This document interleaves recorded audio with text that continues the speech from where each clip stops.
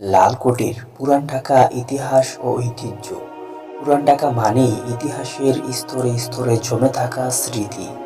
সেই স্মৃতির ভিতর এক নীরব সাক্ষী হয়ে দাঁড়িয়ে আছে লালকুঠি। ইটের গায়ে লাল রঙের ছাপ আর সময়ের ক্ষয়ে পড়ে থাকা দেওয়াল নিয়ে এর নামকরণের পিছনের গল্প।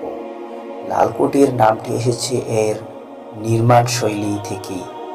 পুরো স্থাপনাটি লাল ইট ও চুন সুরকির কাজে করা, যা দূর থেকে আলাদা করে চোখে পড়ে।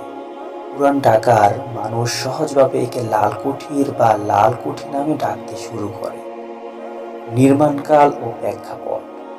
ঐতিহাসিকদের মতে লালকুঠিরের নির্মাণকাল মুঘল আমল থেকে ব্রিটিশ শাসন আমলের মধ্যবর্তী সময়। তখন ঢাকা ছিল বাণিজ্য, প্রশাসন ও সংস্কৃতির গুরুত্বপূর্ণ কেন্দ্র। সম্ভ্রান্ত জমিদার, ব্যবসায়ী কিংবা প্রশাসনিক ব্যক্তিদের জন্য এমন পাকা ইমারত নির্মাণ ছিল সামাজিক মর্যাদার প্রতীক। এর ব্যবহার ও ভূমিকা।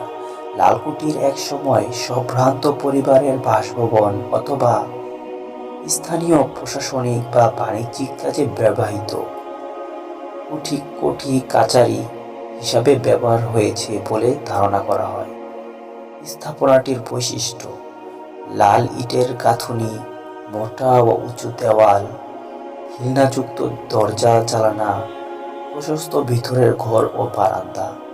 এই বৈশিষ্ট্যগুলো মুঘল স্থাপত্যের সঙ্গে ইউরোপীয় প্রভাবের সংমিশ্রণকে তুলে ধরে। বর্তমান অবস্থা। সময় ও অবহেলায় লালকুঠিরের অনেক অংশ আজ জীর্ণ, চারপাশে আধুনিক স্থাপনার ভিড়ে এটি ধীরে ধীরে হারিয়ে যাচ্ছে।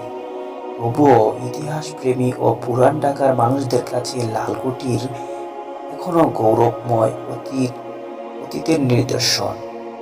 ঐতিহাসিক গুরুত্ব। লালকুঠির আমাদের মনে করিয়ে দেয় ঢাকা শুধু একটি শহর নয়, ঢাকা একটি জীবন্ত ইতিহাস।